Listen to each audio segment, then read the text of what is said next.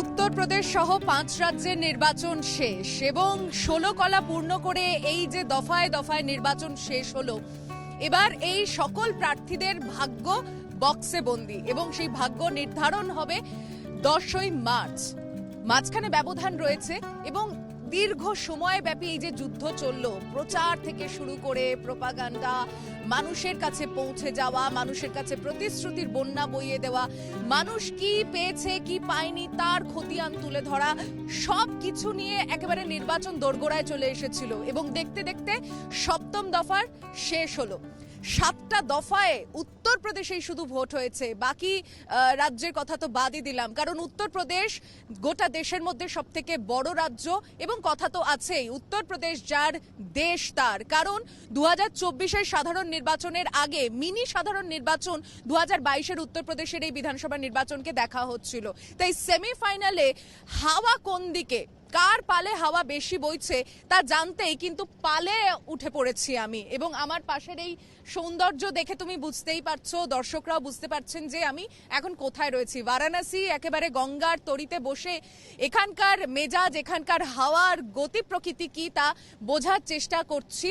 আর vote, এতদিন vote vote করে আমরা যাদের কথা শুনেছি, মানুষের কথা শুনেছি, রাজনৈতিক নেতৃত্বের কথা শুনেছি, ভোট শেষ হওয়ার পর তারা কি বলছেন বলা যেতেই পারে একটা এক্সিট পোলের আমি সম্ভাবনা কি, রেজাল্টের ভোটের মেজাজ কি, কি ইস্যুতে ভোট হয়েছে আর কি ইস্যুর ভিত্তিতে তারা এবার রেজাল্টের অপেক্ষা করছেন সেটা আলোচনা করছি। এবং মন্দির নগরীতে এর থেকে ভালো জায়গায় এই আলোচনার কিছু হতে পারে না, কারণ মন্দির নগরীর পরিচয় এই 300 মন্দির, 80-র ওপর ঘাট, এবং সেই 80 ঘাট থেকে আমরা এই নৌকায় উঠেছি, নৌকা চলতে থাকবে, আমাদের আলোচনা চলতে থাকবে। ঘাটের সংস্কার যেমন হয়েছে, মন্দিরের সংস্কার যেমন হয়েছে, ঠিক ততটাই কি সংস্কার হয়েছে শহর গ্রামের, নাকি শুধুমাত্র ঝাঁ চকচকে করা হয়েছে এই পর্যটন স্থলকে? মানুষ এখানকার কি বলেছেন তা তো দর্শকরা এতক্ষণে জেনেই গিয়েছেন, এবং কি ভিত্তিতে তারা ভোট দিয়েছেন, মতদান কি ভিত্তিতে তারা করেছেন সেটাও আমরা জানিয়েছি। এবং নিরপেক্ষভাবে এই আলোচনার মধ্যেও এখন থেকেও জানতে চাইবো রেজাল্টের আগে যে অপেক্ষা রয়েছে তাতে বিভিন্ন দলের যে ব্যক্তিত্বরা আমার সঙ্গে এই মুহূর্তে এই নৌকায় রয়েছে তারা কি ভাবছেন। আমি একে একে সব দলের প্রতিনিধিদের স্বাগত জানাচ্ছি, কারণ এরপর থেকে আমাকে হিন্দিতে বলতে হবে যাতে ওনারাও বুঝতে পারেন। আপ সभी का स्वागत है कोलकाता टीवी में। बंगाल से आए हैं हम, चुनावी मिजाज क्या था यहाँ का देखने के लिए। चुनाव एकदम शुरू हुआ पश्चिमांचल से, खत्म हुआ पूर्वांचल को लेके, और उत्तर प्रदेश जिसका होता है देश उसका होता है ये माना जाता है, और देश का मिजाज उत्तर प्रदेश से हम देखने आए थे। चुनाव 7 दफा में तो खत्म हो गया, पर एक एक से जानना चाहेंगे कि जो रिजल्ट का नतीजा निकलने वाला है आपके हिसाब से वो कैसा रहेगा। मैं एकदम से शुरू करूंगा, आप यहाँ से आ जाइए, यहाँ पे थोड़ा घर घर आवाज हो रही है, क्या कर सकते हैं, हम लोग वोट पे है तो मैं सुनने की कोशिश करूंगी कि क्या मत है आपकी। सर क्या नाम है आपका? मेरा नाम है विजय कुमार यादव। अच्छा, मैं वाराणसी का रहने वाला हूँ, और यहाँ पे जो है अच्छी खासी जो है समाजवादी पार्टी की जो है लहर चल रही हुई है, और यहाँ के सभी वर्गों का यही है कि बेरोजगारी के लिए ही, और क्या नाम है आपका, शिक्षा, बेरोजगारी, महंगाई के ही वजह से जो है वोटिंग हो रही है। शिक्षा और महंगाई के ऊपर की बात कर रहे हैं। जी जी जी जी जी मैं युवा पीढ़ी है, इनसे भी थोड़ा बातचीत करना जरूरी है। मैं आज बीच में उनसे बात की भी हूँ। एक बात जो मुद्दे पे वोट होती है और एक बात होता है धार्मिकता, हिंदुत्व, इस पे वोट होती है। जो अभी की हिंदुस्तान की, जो इंडिया का जो ट्रेंड दिखता है, कहीं पे भी आप चले जाओ, किसी भी राज्य में चले जाओ, पर जब आप उत्तर प्रदेश में खड़े होते हैं तब यहाँ पे जात पात की बात हो जाती है। चुनावी मुद्दा विकास उन्नयन से घट के धर्म के हिसाब से होने लगता है। उत्तर प्रदेश वासी होने के नाते, काशी वासी होने के नाते कैसा लगता है आप लोगों को? नहीं, देखिए, जो आप ये कह रही हैं कि केवल उत्तर प्रदेश में आपको ये चीज देखने के लिए मिलती है कि ये जातिगत हो जाए, ज्यादातर देखने को मिलते हैं। देखिए, वो एक चेहरा है। चुनावी टाइम में सभी पार्टियों को कुछ ना कुछ चाहिए होता है। तो उत्तर प्रदेश में जो है सोसाइटी है, जो समाज है, वो बहुत ज्यादा बंधा हुआ है जातियों के अंदर, और सबकी पहचान जाति से है। तो हर पार्टी अपने आप को जोड़ने का कोशिश करती है जनता से कि हम आपकी पार्टी से हैं, इस तरीके से आप कह सकती हैं। लेकिन ऐसा मुझे नहीं दिखता, क्योंकि उत्तर प्रदेश में आप देख सकते हैं गंगा जमुनी तहजीब है, सब लोग रहते हैं, बनारस में हर समुदाय है, सब है। लेकिन ये केवल एक पहचान के लिए है। मैं कहता हूँ कि टेम्परेरीली आप देख सकती हैं, चुनाव में ज्यादा हो जाता है, दिखता है ये बात। ये आपने बहुत अच्छी बात कही है। मिनी इंडिया माना जाता है, हर तहजीब हर धर्म के इंसान यहाँ पे रहते हैं। और एक साथ अगर बोला जाए कि बंगला में मैं 2 लाइन बोलनी चाहूंगी। मंदिर का घंटा मतलब मंदिरेर घंटा और मस्जिदेर आजान, अजान जो होता है और मंदिर का घंटा एक ही साथ बजता है। सब धर्मेर मिलन जेखाने रयेछे सेई वाराणसी একদম শেষ দফায় তাদের নির্ণায়ক মত দিয়েছে, এবং যেখানে মন্দিরের ঘণ্টা এবং আজানের সুর একসঙ্গে মিলিত হয়ে যায়, সেখানে সেই রাজ্যে যদি ধর্মীয় মেরুকরণের ভিত্তিতে ভোট চাওয়া হয়, সেটা কতটা প্রভাব পড়তে পারে। मैं आपके पास आऊंगी। यहाँ पे सब धर्म की बात की जा रही है, पर दूसरे चरण के बाद 80-20 की भी बात आई थी। तो ये वोट मांगने के लिए क्या यह जायज है? विकास कीजिए, विकास के नाम पे वोट मांगिए। ये विकास का 80-20 से कोई मतलब नहीं है, और मुझे लगता है इसको कोई धार्मिक रंग देना भी नहीं चाहिए। लोकतंत्र में कभी भी ये संभव नहीं है कि किसी को 100% वोट मिले। भारतीय जनता पार्टी के लोगों को और हमारे माननीय मुख्यमंत्री जी का ये विश्वास है कि प्रदेश की जनता हमारे कामों से खुश होकर के 80% जनता हमें चुनेगी। और ये क्या नाम है, इतना तो हो सकता है कि 20% वोट विपक्षी आपस में बांटेंगे। इसमें कहीं भी किसी भी भारतीय जनता पार्टी के नेता ने या माननीय मुख्यमंत्री जी ने धर्म की बात नहीं की थी। हाँ, विरोधियों ने धर्म की बात इसमें जरूर जोड़ दी, क्योंकि उनकी राजनीति धर्म के आधार पर चलती है, तुष्टिकरण के आधार पर चलती है। इस बार भी 17 में भी नहीं था, इस बार भी कोई मुस्लिम कैंडिडेट क्यों नहीं दिया? जिस प्रदेश में खड़े हैं 76% यहाँ के लोग, 76% कम नहीं है जो नॉनवेज खाते हैं, फिर भी खान पान या फिर पोशाक इसके ऊपर टिप्पणी करते हैं। वो किसने टिप्पणी किया पोशाक के ऊपर? पहले मुझे आप ये किसने बोला? कटमुल्ला क्या चीज है? कटमुल्ला क्या चीज है? आप मुझे डिफाइन कर दीजिए मुझे एक बार। कटमुल्ला कोई भी चीज नहीं है। कटमुल्ला ऐसा कोई भी इस देश में वर्ड नहीं है। अब देखिए, इस देश के अंदर हर जाति धर्म की बात हमारी पार्टी करती है। सबका साथ सबका विकास। कैंडिडेट आपको दिया दो, जहां पे जैसा कैंडिडेट जीतेगा उस वैसा कैंडिडेट चुना जाएगा। लोकतंत्र की लड़ाई है। ऐसा नहीं है कि कोई किसी और धर्म का कैंडिडेट खड़ा हुआ है तो वो वहां की मुस्लिम जनता का प्रतिनिधित्व नहीं करता है। मेरी कॉन्स्टिट्यूंसी आजम खान जी की रामपुर है, तो वहां पे लोग अगर आजम खान को वोट करते हैं तो इसका मतलब ये नहीं है कि आजम खान हिंदुओं का प्रतिनिधित्व नहीं करते हैं। प्रतिनिधित्व तो वहाँ के जो प्रतिनिधि खड़ा होता है उसका होता है। मुस्लिम आज जीतेगा तो मुस्लिम को वोट दिया जाएगा। अब देखेंगे रामपुर अपने दल से नहीं है तो अपना दल से ले लिया कैंडिडेट और गठबंधन कर लिया। गठबंधन तो 17 में भी हुआ था, 17 के बाद कहाँ गया गठबंधन? सुहेल देव तो निकल गए गठबंधन से। ये सुहेल देव के तमाम बयान आप देख रहे हैं, वो बिन पेंदी के लोटे हैं और चुनावी माहौल में मनोरंजन का काम कर रहे हैं। वो कॉमेडी वाला थोड़ा सा काम कर रहे हैं। चुनावी माहौल बहुत टेंस हो जाता है। केशव प्रसाद मौर्य की भी बातें हम सुन रहे हैं। सुनिए, आप सुनिए बातें, इतने गंभीर बातें वो करते हैं। उनकी बहुत सारी जगह बातें उनकी रेलेवेंट है, लेकिन वो मजाक नहीं करते हैं, गाली गलौज वाली बातें नहीं करते हैं, बहन बेटियों वाली बातें नहीं करते हैं। वो ओपी राजभर जी की आप बात कर रही है ना, वो ये कहते हैं कि हम समाजवादी पार्टी को अगर आप वोट देंगे तो अपनी बहन बेटियों के साथ घात करेंगे, और उसी पार्टी के साथ जाकर के वो आज बैठे हुए हैं। मुलायम सिंह जी को वो गालियां देते हैं और उसी पार्टी में जाकर के बैठे हुए हैं। तो वो ऐसे नेता हैं जो अपने हितों को साधने के लिए हर पार्टी के साथ जुड़ते रहते हैं। उनके अपने हित नहीं सधे। भारतीय जनता पार्टी ने गठबंधन हित में कौन काम कर रहा है, ये बड़ी बात है। मैंने इनको ज्यादा टाइम दिया है, आप लोगों को भी मिलेगा, क्योंकि मैं पूर्वांचल में जिस जिस जगह पे घूमी हूँ बहुत सवाल उठे हैं, और जो शासक है उनके ऊपर ही प्रश्न उठाया जा सकता है, जो ना कि विरोधी है। तो सर, आपका नाम? मैं समाजवादी पार्टी से आ रहा हूँ। अच्छा, तो क्या इस बार क्या लग रहा है, ये जो शासक की तरफ से बोल रहे हैं और पूर्वांचल का जो मिजाज है? सरकार के पास कोई भी मुद्दा नहीं है। भाजपा सरकार एक बार भी पूरे चुनाव में 7 चरण के चुनाव हुआ, कहीं भी एक बार भी नहीं बोला कि मैंने विकास पे वोट मांग रहा हूँ, मैं शिक्षा पे वोट मांग रहा हूँ, मैं नौकरी पे वोट मांग रहा हूँ। कहीं भी एक भी आप घोषणा पत्र में देख लीजिए, कहीं भी ये नहीं है। जहाँ भी है आतंकवाद, पाकिस्तान, हिंदुस्तान, इंडिया पाकिस्तान, हिंदू मुसलमान, कटमुल्ला, सिर्फ गुंडा राज, बस यही एक मुद्दा उनके पास। हिंदू पाकिस्तान तो इस बार नहीं आया। नहीं, क्यों नहीं आया? कहाँ आया? पाकिस्तान आया, बहुत बार आया। आप 700 चरण का उठा के देखिए, चुनाव आया। पहले वो चुनाव में बाकी है। मुझे लगा पहले 3 चरण में तो किसानों ने जवाब दे दिया है शायद परसेंटेज। नहीं, जवाब जब ये दिया ना तो इन लोगों ने फिर बाद में कन्वर्ट कर दिया कि अब इन लोग कहना है कि हम चावल फ्री में देंगे, गैस सिलेंडर फ्री में देंगे। अरे 5 साल आपकी सरकार थी, आपको देना चाहिए ना। 5 साल सरकार थी, आपको देना चाहिए।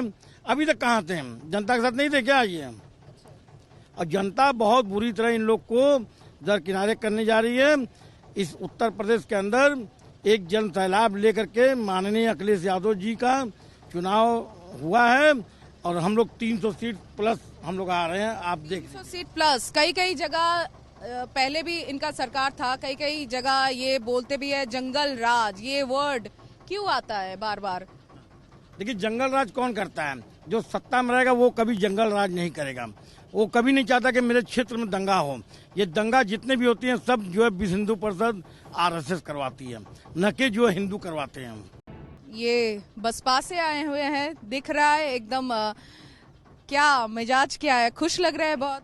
कोई मिजाज नहीं है। अब तो जो जनता का मत था वो पेटी में बंद हो चुका है।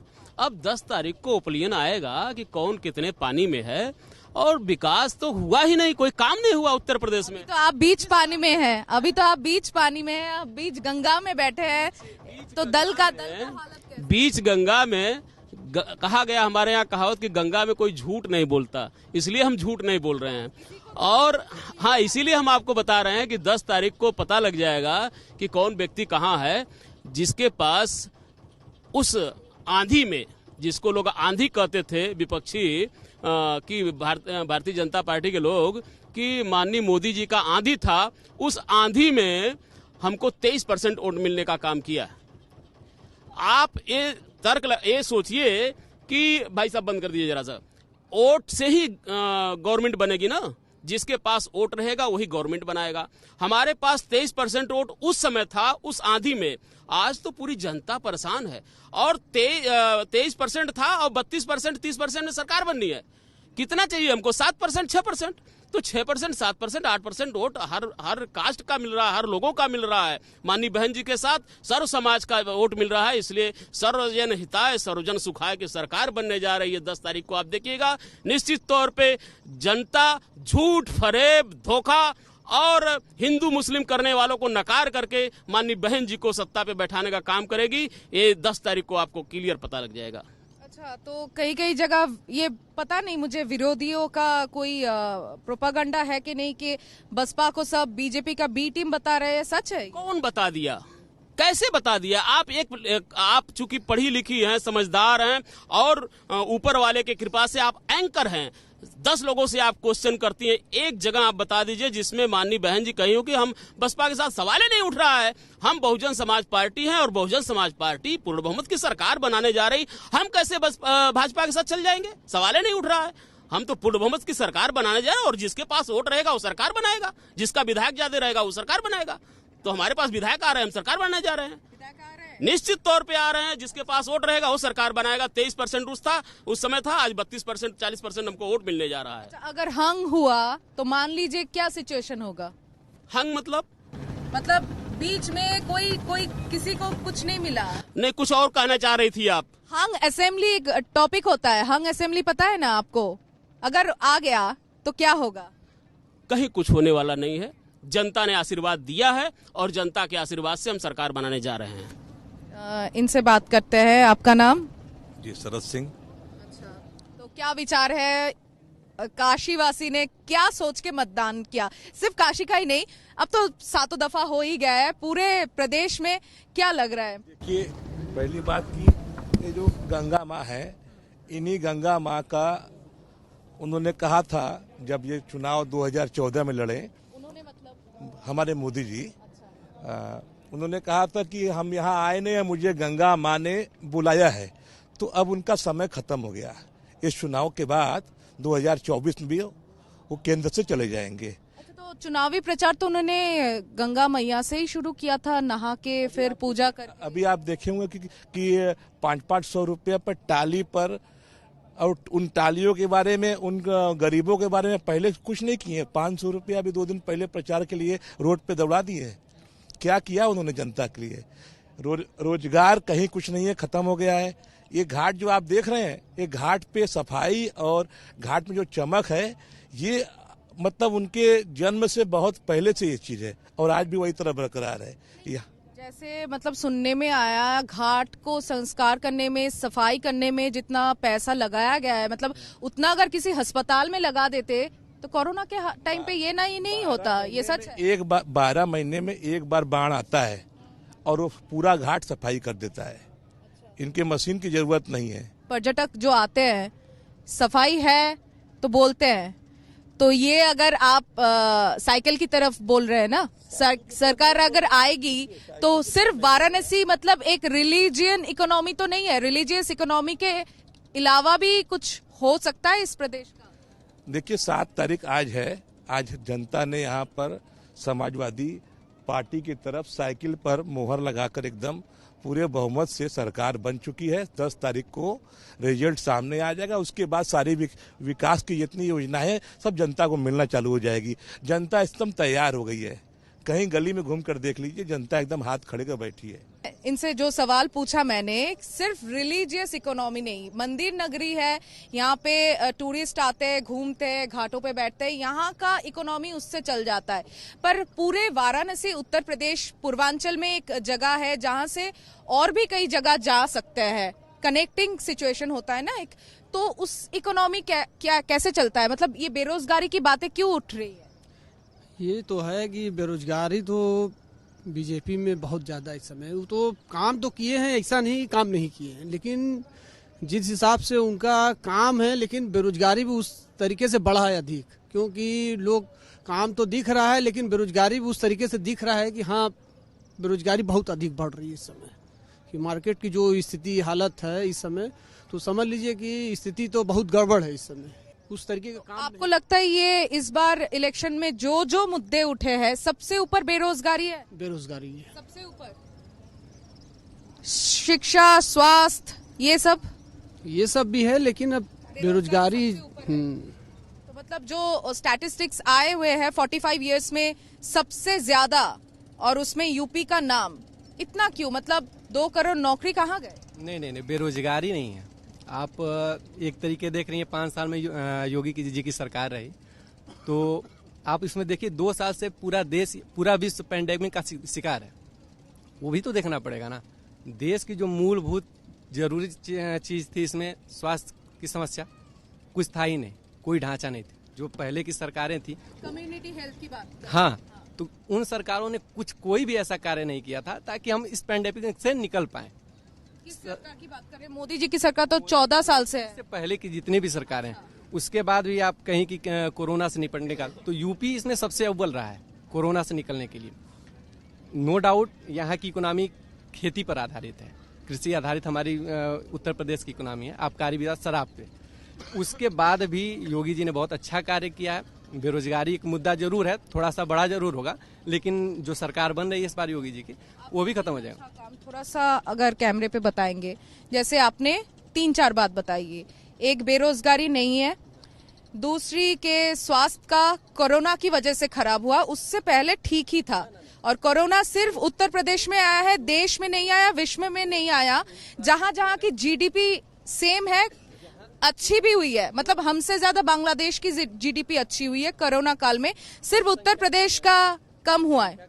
उत्तर प्रदेश का कम हुआ है और इंडिया का कम हुआ है? सबका कम हुआ है, सबका कम हुआ है। हम इस पर एक बात, कृषि की बात आपने कही, सिर्फ उसी सेक्टर में 3.4 ग्रोथ आया था जीडीपी का, सिर्फ उसी क्षेत्र में। तो मैं कह रहा था, इंफ्रास्ट्रक्चर की बात कर रहा था, जो जरूरी चीज थी वो नहीं थी। जब अचानक से कोरोना बढ़ा, पूरा देश घर के अंदर, अचानक से कोरोना बढ़ा, अचानक से तो बढ़ा था मैम, 10,000 से तुरंत 1 लाख पे पहुंचा, 5 से 1 हफ्ते लगे होंगे, ये अचानक से ही बढ़ना होगा। पता नहीं, ये मध्य प्रदेश वासियों को शायद पता नहीं था, क्योंकि उस टाइम तो वहाँ पे इलेक्शन का इतना प्रचार हो रहा था। सबको पता था मैम, सबको पता था। जो जरूरी चीजें थी पीछे की सरकारें जो थी वो काम नहीं कर पाई थी, इस सरकार ने उनको पूरा किया है। आप देखिए BHU में ही DRDO एक हॉस्पिटल बनाया था, तुरंत 1 महीने के अंदर हॉस्पिटल चलाया गया, टेंट लगा के। तो नहीं था तो टेंट ही में तो होगा, लेकिन सारी मूल उसमें सुविधाएं दी गई, मरीजों का उपचार हुआ, बाहर निकल के आया। शिक्षा नहीं ना, टेंट अभी भी है। अगर पेंडेमिक फिर से बढ़ता है तो उसके लिए वो बना के रखा गया है कि फिर से उसको ओपन किया जाए। क्या काम करते हैं? मैं रिसर्च स्कॉलर हूँ, BHU से, विकास सिंह नाम है मेरा। रिसर्च कर रहे हैं जी। किस विषय पे? सोशियोलॉजी में, right to education, decadal impact, right to education. Right to education पे आप रिसर्च कर रहे हैं BHU से, बहुत बढ़िया बात है। उत्तर प्रदेश की जो एडुकेशन का जो रेट है, मतलब हायर की नहीं, प्राइमरी की भी बात कीजिए। प्राइमरी की बात, अब संख्या पता है ना आपको, आप फिर भी बोलेंगे, मतलब मैम आपकी जानकारी में बता दूं, मैं 2012 में इंटरमीडिएट पास किया। उत्तर प्रदेश में शिक्षा के क्षेत्र में एक ऐसा माहौल था कि स्कूल ना जाओ लेकिन नंबर 80% आते थे, टोटल नकल। सरकार ने नकल को काबू में कर लिया। तो जब हमारी रीढ़ की हड्डी कमजोर रहेगी, हमारा नींव ही कमजोर रहेगा, हम स्कूल गए नहीं, हम 90% से पास हो गए। पड़ेगा नहीं, सरकार अगर नकल करना रोकेगी तभी स्टूडेंट सुधरेगा। नकल एक होता है ना कि हमको नकल से पास हो जाएंगे, कुछ करना है नहीं, क्या पढ़ना। ईमानदार सिर्फ सरकार हो, स्टूडेंट ना हो। ईमानदार, वही तो बात है। सरकार एक ऐसी चीज है जो उस चीज को लेके आ रही है, बढ़ रही है। नकल रोका, लड़कों के मन में आया कि हाँ हम फेल हो जाएंगे, तो पढ़ना शुरू किया उन्होंने, बढ़ा है, रेशियो बढ़ेगा। तुरंत तो हो नहीं पाएगा ना, विकास और परिवर्तन एक दिन की चीज नहीं है, धीरे धीरे होता है। देखिए, मैं यहाँ पे भी आंकड़ों की बात हो रही थी, सबसे ज्यादा मुद्दे उठाए जाते हैं रोजगार पे, स्वास्थ्य सुविधा पे, किसानों के ऊपर। मैं एक बात कह देना चाहता हूँ, यहाँ जितने समाजवादी लोग बैठे हुए हैं या अन्य पार्टियों के लोग हैं, हमारे देश के एक महापुरुष थे राम मनोहर लोहिया जी, आपके तो बहुत बड़े आदर्श हैं, मेरे भी आदर्श हैं। वो संसद में कहा करते थे कि इस देश में बातें होनी चाहिए तो तथ्यों पे, डाटा पे होनी चाहिए। तथ्यों पे बातें होंगी तो देश के नेता भी हिचकिचाएंगे और पत्रकार भी सवाल पूछने से डरेंगे। आपने बात की रोजगार के ऊपर, मैं आपको बता दूं, प्रदेश में रोजगार के डाटा कार्मिक विभाग जारी करता है, और कार्मिक विभाग के डाटा को अगर आप उठा के पढ़ेंगे तो मायावती जी की सरकार में मात्र 92,000 सरकारी नियुक्तियां की गई थी। बाद में आई अखिलेश जी की सरकार, मात्र 2,28,000। और मौजूदा इस सरकार ने, योगी जी की सरकार ने, इस कोरोना के दौर में भी 4,28,000 नियुक्तियां दी हैं। ये नियुक्ति पत्र जिनको प्रदान किए गए हैं, वो बात है। रोजगार और नौकरी में फर्क होता है। अब मैं बात करता हूं रोजगार की। इस कोरोना के दौर में उत्तर प्रदेश पहला ऐसा प्रदेश था, 40 लाख मजदूरों की वापसी हुई थी, 1,82,000 कुटीर उद्योग स्थापित किए गए थे, उसमें से 80,000 कुटीर उद्योगों को सरकारी अनुदान प्रदान किया गया था। अब बात करते हैं स्वास्थ्य व्यवस्था की। अपने देश में नीति आयोग की एक रिपोर्ट है, वो ये कहती है प्रथम लहर के बाद उत्तर प्रदेश में स्वास्थ्य व्यवस्था सबसे नीचे थी। इसका कारण मैं आपको बता दूं, पिछली सरकारों ने जो कुप्रबंधन किया था ना, उसके हिसाब से लड़ने के लिए पर्याप्त नहीं थे हमारे पास संसाधन। उसके बाद 2020 में कोरोना आया, 2014 में मोदी जी आए, 6 साल में अस्पताल बनाने का टाइम नहीं मिला, ये आप बोल रहे हैं, और मंदिर वही बनाएंगे ये बोलते हुए जा रहे हैं, और बनाया भी तो अस्पताल क्यों नहीं बनाया? आपके लिए बता दूं, स्वास्थ्य जो है संवर्धित। आपने जो नीति आयोग की बात की है, एक चीज मैं भी ऐड करना चाहूंगी, क्योंकि डेटा मेरे पास भी है, मैं ऐसे ही हवा में नहीं बात कर रही हूं। जितने भी किसी भी दल का ले लीजिए, अगर बीजेपी शासक दल है, डबल इंजन का सरकार चलाती है, जितने भी मतलब यहाँ पे पर डे इनकम है लोगों का, किसान हो, मजदूर हो, कोई भी हो, एक नेता जो वोट मांगने लोगों के पास जाता है, उसका संपत्ति देखिए। संपत्ति कोरोना काल में भी बढ़ा है, करोड़पति है सब, ज्यादातर 60% करोड़पति आपके कैंडिडेट है, और गांव में एक दिन का 150 रुपए मिलता है, वो भी नहीं मिलता है। ये इक्वलिटी है, सबका साथ सबका विकास, इसको बोलते हैं। 150 रुपए किसी मजदूर को मिल रहा है, पहले तो आप ये बता दीजिए मुझे। न्यूनतम मजदूरी 300-350 रुपए है। योगी जी की संपत्ति आप चेक कर लीजिए, दुगनी भी नहीं हुई है। मुलायम सिंह सरकार की संपत्ति चेक कर लीजिए, 20 गुना बढ़ गई है। ये अंतर है दो सरकारों के बीचों का। एक ऐसा व्यक्ति जो पहलवानी करता था, गांव में अपने क्या नाम है टीचिंग करता था, उसके परिवार में 4-4 ब्लॉक प्रमुख हैं, तो सारे संबंधित ग्राम प्रधान हैं, यश भारती सम्मान पुरस्कार जारी कर दिया जा रहा है। उस यश भारती सम्मान की सम्मान राशि 54,000 कर दी गई। और किसको दी गई? सैफी मायूब से आयोजित करने वालों को। आप एक बार आंकड़े चेक कर लीजिए, गूगल में भी होगा जो दिए गए हैं और जो सही में उनके घर, उनके कारोबार और कोरोना के टाइम पे उनका जो बढ़ा है, संपत्ति सिर्फ नहीं आय बढ़ा है। आपने सुना, ये सब बात सुना, कुछ इस बारे में आपकी टिप्पणी है या फिर मैं दूसरे चरण में जाऊंगी, पर इस बात में देखिए, मैं सीधी सी एक बात कह रहा हूँ कि आज के टाइम में हर वर्ग की अलग अलग मांग है। ठीक है, मैं छात्र हूँ, पढ़ रहा हूँ, रिसर्चर हूँ, तो मेरा आगे का जो मांग है कि मुझे रोजगार चाहिए। ठीक है, मैं रोजगार की बात करता हूँ, भविष्य की बात कर, भविष्य की बात करता हूँ। और मैं एज ए वोटर बात करूँ तो सबसे बड़ी बात है कि मैं अपनी सेफ्टी देखूंगा। मैं कहीं भी जाऊंगा तो कोई भी आदमी अगर किसी विदेश में भी घूमने जाता है तो पहले देखता है कि वहाँ का हालात कैसे हैं, वो जाने लायक है, मैं जाऊं या नहीं जाऊं, मैं वहाँ सेफ रहूंगा, मेरे साथ कुछ होगा तो नहीं। उत्तर प्रदेश में मैं सबसे पहले देखता हूं कि अगर चुनाव के बाद जो भी सरकार बनती है, वो कोई भी सरकार हो, तो उत्तर प्रदेश में सबसे पहला जो बदलाव आता है वो लॉ एंड ऑर्डर में आता है। और उत्तर प्रदेश ऐसा संवेदनशील मुझे दिखता है। आप पश्चिम की बात कर लीजिए, मैं बेसिकली पश्चिम से हूँ, लेकिन 8 साल से बनारस में हूँ, देख रहा हूँ, और मैं पश्चिम को बहुत बेहतर तरीके से जानता हूँ। पश्चिम में मैं सहारनपुर से हूँ, लेकिन मैंने देखा है और मैं देखता हूं कि सबसे पहले लॉ एंड ऑर्डर में बदलाव आता है, क्योंकि लोगों के अंदर जो एक टकराव होता है ना चुनाव के टाइम में, उसके कारण जो पैदा होती हैं चीजें वो बहुत लंबा चलता है और वो बदलाव आता है। लोग फिर अपना चलाते हैं, कुछ दबते हैं, कोई दबाते हैं, तो इस तरीके। इलेक्शन के बाद वाला सिचुएशन की बात कर रहे हो? नहीं, इलेक्शन के बाद वाले सिचुएशन, मैं इलेक्शन से पहले की सिचुएशन की बात कर रही हूँ, जो 5 साल में हो गया है। ये 8 साल से मतलब डबल इंजन है। हाँ, अगर मैं 8 साल से बात देखूं, वो बात देखिए, मैं बता रहा हूँ, मैं पश्चिम से हूँ, तो पश्चिम में पहले क्या था कि हम लोग रात शाम के 6 बजे के बाद घर से बाहर नहीं जा सकते थे। ठीक है, ये बात पे मैं इस सरकार की तारीफ करता हूँ। ठीक है, कि अब हम लोग अपने आप को बहुत सही सेफ महसूस करते हैं। हम रात को कहीं भी जा सकते हैं, आ सकते हैं। इवन बहन है या कोई भी लेडीज है तो वो भी अपने आप को बहुत ज्यादा सेफ फील कर रही है। मैं इस बात शहर की नारी सुरक्षा की बात कर रहे हैं या गांव में भी?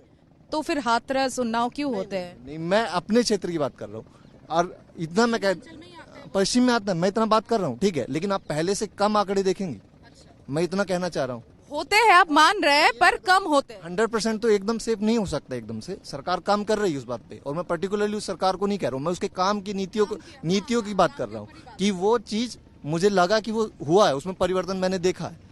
ये चीज मुझे देखने को मिली है कि उन चीजों में, अब मैं जैसे मेरा हरियाणा बॉर्डर लगता है, पंजाब बॉर्डर लगता है, तो वहाँ की सरकारों की जो तरीके हैं या पुलिस व्यवस्था है, वो उत्तर प्रदेश की पुलिस व्यवस्था से पहले बहुत आगे हुआ करती थी। लेकिन अब मैं मतलब बहुत बेहतर देखता था। कैसे? मतलब जनता मानती है उनकी बातें या डरती है उनसे? जी, उनसे जनता मतलब लॉ एंड ऑर्डर मेंटेन करती थी। आप ले लीजिए यातायात के नियमों को ही ले लीजिए, सबसे ज्यादा टूटते हैं उत्तर प्रदेश में। पहले क्या होता था, अब आप चले जाइए, आप हेलमेट भी लेके जाते हैं, आप हर चीज के साथ सिक्योर होके चलते हैं कि भाई मेरा चालान हो जाएगा।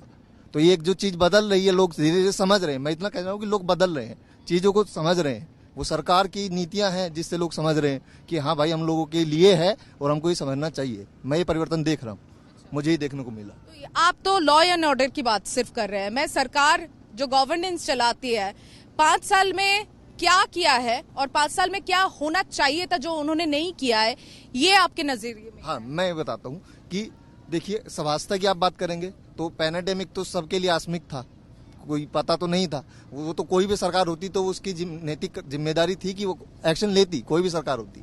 ठीक है, लेकिन मैं देखता हूँ कि जिस तरीके से पैंडेमिक आया है और उसके हिसाब से जो भी कार्य हुए या जो भी नीतियां बनाई गई हैं, वो जहां तक एकदम तो सफल नहीं हो पाई हैं। लेकिन फिर भी जैसे मैं मानता हूँ कि उत्तर प्रदेश में लोग, मैं देख रहा था कि टीका नहीं लगवा रहे हैं कोविड का। लोगों के अंदर ये जो भ्रांतियां हैं, अफवाहें फैली हुई थी कि आप मर जाएंगे, ये हो जाएगा, ये हो जाएगा। तो सरकार की जो कैंपेनिंग में देखता हूँ ना, अब मैं वो आंकड़ा बदलता हुआ देख रहा हूँ। तो लोग हैं, बदल रहे हैं। लेकिन हाँ, सही है, नियंत्रण में नहीं है उतना, मैं कह सकता हूँ स्वास्थ्य विभाग, लेकिन बदलाव है। हाँ, और शिक्षा की बात आप कर लीजिए, आप प्राइमरी एजुकेशन देख लीजिए। प्राइमरी एजुकेशन में मैं देखता था कि पहले, अब मैं स्मार्ट क्लासेस की बात समझ रहा हूँ कि प्राइमरी स्कूल्स बदल रहे हैं, वहाँ का एजुकेशन सिस्टम बदल रहा है। टीचर लोग अब परमानेंटली मैं स्कूल में देख रहा हूँ। पहले अब ये सिर्फ शहर का बता रहे हैं या गांव का? क्योंकि गांव में भी हालात बदले हुए हैं, हमने भी घूमा है, तो वो तो झूठ नहीं है जो देखा हुआ है। कहीं बच्चों ने पढ़ाई छोड़ दी है, कोरोना की वजह से हो सकता है, क्योंकि उनके पास पैसे नहीं थे। वो कारण समझ सकता हूँ, मैंने कहा ना कि वो तो आकस्मिक था, वो आया, उसकी वजह से आर्थिक संकट सब पे आया है, कारोबार ठप हो गए। मैं ये बात आपकी मान रहा हूँ, लेकिन मैं बदलाव की बात कर रहा हूँ सरकार के कंपैरिजन में कि सर। अच्छा, एक बात बताइए, आप दोनों ही स्टूडेंट हैं, मैं एक चीज जानना चाहती हूँ, जो मंदिर नगरी के हिसाब से जाना जाता है बनारस, कई मैंने आज बीएचयू में मैं सुबह गई थी, उन कई जनों से बात की कि बीएचयू एक ऐसा यूनिवर्सिटी है, तो उस मतलब शिक्षित स्थल के हिसाब से भी बनारस की एक परिचिति देशवासी के सामने आए। ये क्यों नहीं हो पा रही है? सिर्फ मंदिर नगरी, धार्मिक जागरूकता, इसके ऊपर ही क्यों घूमती है? नहीं, गलत बात। बनारस का एक और परिचय कब आएगा? बनारस की पहली पहचान है कि एक धार्मिक नगरी है, दूसरी पहचान है कि शैक्षणिक नगरी भी है। यहाँ पे काशी हिंदू विद्यालय, संपूर्णानंद संस्कृत विश्वविद्यालय, काशी विद्यापीठ और ऐसे भी एक दो और जो है कि यूनिवर्सिटियां हैं। तो आप ऐसा नहीं कह सकते यहाँ शिक्षा का माहौल नहीं है। शिक्षा का माहौल नहीं है, मैंने नहीं कहा कि परिचिति सिर्फ धार्मिक नगरी से क्यों है। मैं आपसे कह रहा हूँ ना कि जो धार्मिक नगरी है ना, वो पुरानी परंपरागत है, जो बुनियादी चीज है कि लोग उसको जानते हैं कि काशी है तो धार्मिक नगरी है, लेकिन लोग यहाँ पढ़ने के लिए आते हैं। पूरा पूर्वांचल, बिहार के छात्र, पूरे यूपी के छात्र, इवन अब दिल्ली के लोग भी आते हैं। डीयू से ग्रेजुएशन करने के बाद यहाँ मास्टर्स करने लड़के आ रहे हैं। तो अब चीजें बदल रही हैं और धीरे धीरे इसमें और ज्यादा डेवलपमेंट होगा। सरकार और भी काम कर रही है, एक दो और विश्वविद्यालय खुल जाए तो और अच्छी बात है। आपसे जानना चाहेंगे, अभी जो बातचीत हो रही थी, तो इसमें क्या आप सहमत हैं या फिर आपकी क्या बात? हम तो यही देख रहे हैं कि मेरा नाम संजय है और मैं एक आम जनता हूँ, किसी पार्टी से नहीं हूँ। और दूसरी बात यह है कि कोरोना से पहले जो भी अपने जनता के भाव की बात बता रहा हूँ मैं, तेल है आपका 80 रुपये रहा, और भी चीज़ें हैं, पेट्रोल भी है 60-70-75 रुपये रहा। ये कोरोना के बाद जनता के लिए क्या की? हम तो ये दुनिया कहते हैं, कोई भी हो जनता को पहले, क्योंकि जनता से ही सब नेता है, जनता से ही पूरे धर्म है। मैं तो यही कहता हूँ, कोई भी चीज़ है ये सिस्टम से चले। आज सिलेंडर के भाव कितने हो गए हैं, शिक्षा है, सब लोग बात करते हैं, लेकिन ये जनता के बारे में नहीं सोचते हैं कि मतलब वो क्या कर रहे हैं। बेरोजगारी के लोग बात कर रहे हैं, ठीक है बेरोजगारी है, लेकिन ये है आदमी करे क्या करे। महंगाई बढ़ती जा रही है, उस पर कोई ध्यान नहीं है। तो यही चीज़ हम कहते हैं, कोई भी नेता हो, कुछ भी हो, जनता को देखे। चुनाव से पहले जो नेता आते हैं, चुनाव के बाद भी दिखते हैं, तो आपके इलाके में दिखते हैं, तो तब आप लोग ये मांगे क्यों नहीं रखते? सब जरूरत के हिसाब से होता है ना। जिसका पकड़ है तो ठीक है, नहीं तो कोई बात नहीं है। जिसका पकड़ है, जानते हैं, तो उनको जाते रिस्पेक्ट होता है। एक आम भाई वो तो वो लोग बताए ना, जहां हम लोग अपना आवाज उठाते हैं, जहां कहते हैं वो सुने तो ना। अब क्या कहती है, अब यही रहता तो कुछ कम नहीं होता, कुछ भाव कम नहीं होता, क्या होता? हवा जो कुछ कई जगह पे जैसे घुमाए, पूर्वांचल की मैं अगर बात मान लूं कि लास्ट 2 चरण तो पूर्वांचल से ही थे, तो कई जगह पे ये जो परिवर्तन का हवा लग रहा है, तो इसका कारण क्या है? जैसे मतलब मानिए कि मायावती जी ने भी सड़कें बनाई थी, खूब प्रचार किया, फिर हार गई। अखिलेश जी ने भी बनाया था, खूब प्रचार किया, उसके बाद फिर से हार गए। अब तो मोदी जी ने भी रास्ता बना दिया। तो मतलब इसका क्या, ये बिजली सड़क सब फ्री में दे देने से जनता खुश नहीं है? देखिए, जनता सब जानती है, जनता को कुछ छिपी नहीं है। और दूसरी बात यह है कि जो गद्दी बैठता है, कुछ तो शर्म लगे करेगा ही। हम तो यही जानते हैं कि भाई मोदी आए, देखे राम आपका अयोध्या वाला हुआ, इतने सालों से रुका रहा, वो भी पूरा हुआ। आपका कश्मीर वाला मुद्दा रहा, वो भी पूरा हुआ, इनके आने से ही हुआ। बाकी जितने भी नेता रहे, आज मनमोहन सिंह भी रहे, 10 साल से रहे, वो क्या किए हमको तो नहीं समझ में आया। लेकिन ये 10 साल से है, हमको ये समझ में आया कि परिवर्तन है। तो जो हाँ, मोदी जी कहते हैं वो करते हैं? बिल्कुल करते हैं। तो कभी तो उन्होंने कहा था, ना खाऊंगा ना खाने दूंगा, काला धन वापस लाने की बात हुई थी। उसके बाद फिर विदेश में जा चुका काला धन वापस आया कि नहीं ये लोग बता पाएंगे। आया, वापस आया? सिर्फ काले धन की बात, बहुत सारी बात है। करप्शन देखिए आप कहीं भी नहीं देखेंगे। करप्शन देखिए, काले धन पर्टिकुलर सवाल, पहले आपने जो सवाल उठाए हैं, पहले तो आपने पहली बार जब मेरे पास आया तो पूरा जवाब लेके आप नहीं गए। पहले पूरी जवाब लेके जाइए आप। बैठे हुए थे? नहीं, ठीक है, आप उस सवाल पूछ रहे हैं, मैं बता दूं, आपने एक पार्टी की तरफ से बुलाया है तो मेरी तरफ से मेरा पक्ष पहले आप जान लीजिए। आपने बात करी सड़कें बनने की बात, आप अपने मुंह से मत फैलाइए कि सड़कें बनवाई थी सरकार, चले गए। इस सरकार से पहले रिकॉर्ड है, गूगल खोल के चेक कर लीजिए, मात्र 2 किलोमीटर सड़कें प्रतिदिन बनती थी, आज रिकॉर्ड है 30 किलोमीटर सड़कें प्रतिदिन बनती हैं। आपको किसने कहा कि मैं मुंह से फैला रही हूँ? मैंने सिर्फ बोला जब मायावती जी हारे थे उससे पहले उनका प्रचार भी मुद्दा था कि मैंने सड़कें बना दी। अखिलेश जी जिस बार हारे उससे पहले उनका मुद्दा था मैंने ये किया है, विकास के नाम पे किया है। पर विकास के नाम पे वोट मांगते हैं, फिर वोट हो जाने के बाद कहाँ जाता है विकास? मेरा बात ये है। देखिए, प्रत्यक्ष को प्रमाण की आवश्यकता क्या? आपने अभी जो बोला मैंने वो सुना, वो आपसे मैंने कहा आपके कैमरे में दिखेगा। पिछली सरकारें ऐसा करती थी, मौजूदा सरकार ने ऐसा कोई भी काम नहीं किया है। पिछली सरकारों के 4-5 अगर मैं काम गिनाऊं और मौजूदा सरकार के काम गिनाऊं तो आप तुलना तौर पर दे सकते हैं। आप बहुत, सब लोग जनता कह रहे हैं कोरोना कोरोना कोरोना। कोरोना एक ऐसी महामारी थी जिसकी पूरे विश्व में जिससे हानि हुई, हमारा देश भी परेशान रहा, हर कोई परेशान रहा, इससे कोई डिनाई नहीं कर रहा है। लेकिन तुलनात्मक तौर पे आप अध्ययन करेंगे तो समाजवादी की सरकार, जो पिछली सरकार की, सौभाग्य है उन लोगों का कि उस समय कोई महामारी नहीं आई, लेकिन एक छोटी सी महामारी बुंदेलखंड में आई थी। योगेंद्र यादव जी हैं, स्वराज भारत अभियान जो उनका फाउंडेशन चलता है उसके तहत उन्होंने रिसर्च कंडक्ट कराई थी। कहाँ पर? बुंदेलखंड में। अकाल एक ऐसी बीमारी है जो नीचे से आती है, गरीबों और मवेशियों को खाते हुए निकल जाती है। उस स्वराज भारत अभियान के तहत जो रिसर्च की जो फाइंडिंग्स थी वो ये कहती थी कि न्यूनतम खाद्य सुरक्षा कानून के तहत प्रत्येक व्यक्ति को 30 दिन का 5 किलो अनाज मिलना चाहिए। उस महामारी के दौर में भी, उस अकाल के दौर में भी समाजवादी पार्टी के हुक्मरानों ने 5 किलो में से 3 किलो अनाज खा लिया था। ये मैं नहीं कहता हूँ, ये रिपोर्ट्स कहती हैं, डाटा कहता है। दूसरी बात आपने बात करी थी लैपटॉप बांटने की। ये मैं नहीं कहता हूँ, जाके पढ़िएगा। शांतनु सिंह की किताब है उत्तर प्रदेश में विकास की समीक्षा, उसके लिए आरटीआई लगाई गई थी। तो आप बोल रहे हैं आपके सरकार में किसी ने कुछ पैसा खाया नहीं, कहीं पे कुछ हुआ नहीं है। तो जहां जहां मैं घूमी हूँ कम से कम 15 से 16 ऐसे गांव हैं जहां पे गौशाला नहीं है। छुट्टा जानवर घूमते रहते हैं। किसान दिन में जो फसल फैलाते हैं, काम करते हैं, वो रात में भी पहरा देते हैं। मैं आऊंगी इस बात पे, पर मुझे अभी लेना पड़ेगा एक ब्रेक। একটা ব্রেকের পর আবারও ফিরছি এই চর্চায়, সঙ্গে এখান থেকে যে ইস্যুগুলো উঠে আসছে, পদ্মের দাপট নাকি সাইকেলের যাত্রা, কোনটা চলবে এবার উত্তরপ্রদেশে? নাকি বাসপা, কংগ্রেস তারাও জমি বাঁচানোর লড়াইয়ে কিন্তু কোনো জায়গা ছাড়েনি এবং পরিস্থিতি যা এখনো পর্যন্ত বোঝা যাচ্ছে, এক পক্ষ কিন্তু যদি মূলত পদ্মের দাপটে বিশ্বাস করছে, অন্য পক্ষ চলে আসছে সাইকেলের যাত্রাকে সুগম করতে। এখানকার মানুষজন যারা এই মন্দির নগরীতে থাকেন, বারাণসী একেবারে মধ্যস্থল প্রদেশের, কিন্তু পশ্চিম থেকে শুরু করে একেবারে পূর্ব পর্যন্ত যে যে অঞ্চলে ভোটের ইস্যু, ভোটের কথা, ভোটের মুদ্দা নিয়ে যখনই কথা হয়েছে, বিকাশের কথা এসেছে, বেরোজগারির কথা এসেছে, মেহেঙ্গাইয়ের কথা এসেছে, শিক্ষা, স্বাস্থ্য, বাসস্থানের কথা এসেছে এবং যদি এটাও বলতে পারি উত্তরপ্রদেশের রাজনৈতিক ইতিহাসে একই দলকে দ্বিতীয়বার না ফিরে আনার ইতিহাসের কথা যদি হয় সেটাও এসেছে। তাই উত্তরপ্রদেশ কি ভেবেছে, উত্তরপ্রদেশের মানুষজন ভোট দিয়ে দিয়েছেন, 10 তারিখে তার পরিণাম সকলের সামনে আসছে।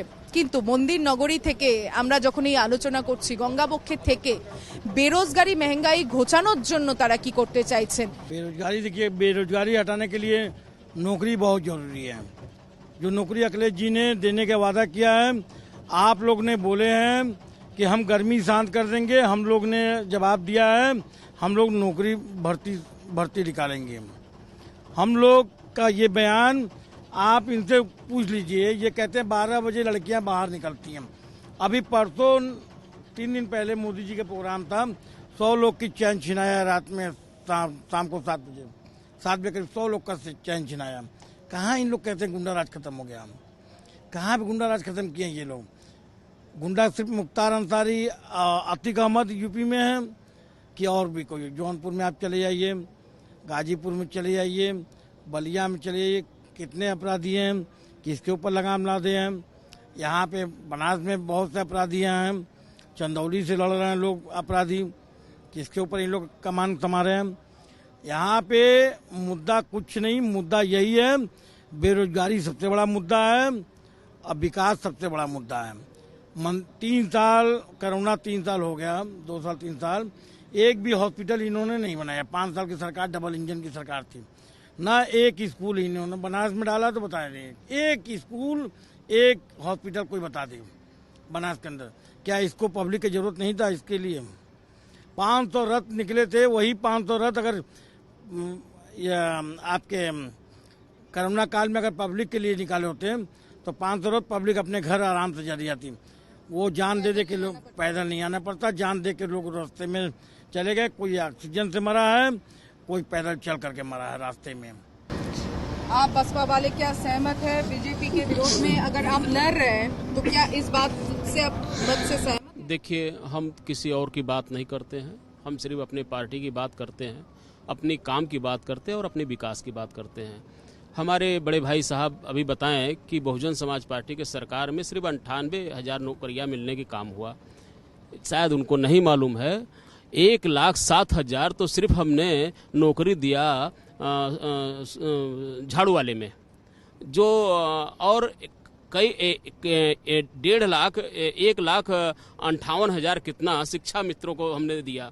उसके बाद आप समझ लीजिए कि काशीराम आवास बना करके गरीबों, जो गरीब कभी सोचा नहीं होगा कि हमारे सर पे भी कभी छत आ सकती है, ऐसे व्यक्ति को बना करके हमने छत देने का काम किया, लाखों लाख बना करके काशीराम आवास योजना के तहत। और आप जाकर के आप देखे होंगे तमाम सिटी के बाहर जो काशीराम आवास बनी है वो माननीय बहन जी का बनाया हुआ है। और हमने काम किया इस प्रदेश और देश में, प्रदेश में हमने काम किया है। काम के बदौलत हमको जो है वोट मिलेगा, और वोट नहीं मिल रहा है, वोट के साथ साथ हमें सरकार बनाने जा रहे हैं।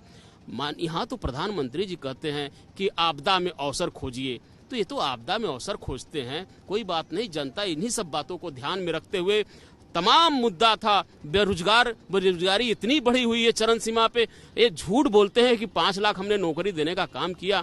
एक व्यक्ति अगर आकर के कह दे कि हमको इस सर्विस हमको मिला है, इस उसमें सर्विस मिला, कहीं किसी को सर्विस नहीं मिला है, और न तो मिलने वाला है। इसलिए नहीं मिलने वाला कि सारे सेक्टर तो बेच दिया जा रहा है, कहां से सर्विस मिलेगा? निश्चित तौर पे 10 तारीख के बाद सरकार बनने वाली है, जो सेक्टर बचा रहेगा उसमें से सर्विस निकाल करके लाखों लाख सर्विस अभी देना है और दिया जाएगा। अंधेरा होता जा रहा है और मच्छर ये भी बहुत बढ़ रहा है, पर एक बात अच्छा है कि सबसे बातचीत में कोई झगड़ा नहीं हुआ, कोई डिबेट की बात तो हुई नहीं थी, क्योंकि नॉर्मल चर्चे की बात हुई थी और भाईचारा बनी रहे। कोई भी किसी भी पार्टी से आए, सब अपना मत दे चुके हैं, नागरिक अपना मतदान कर चुके हैं, और पार्टी के लोग जो है पार्टी के बारे में तो बात करेंगे ही।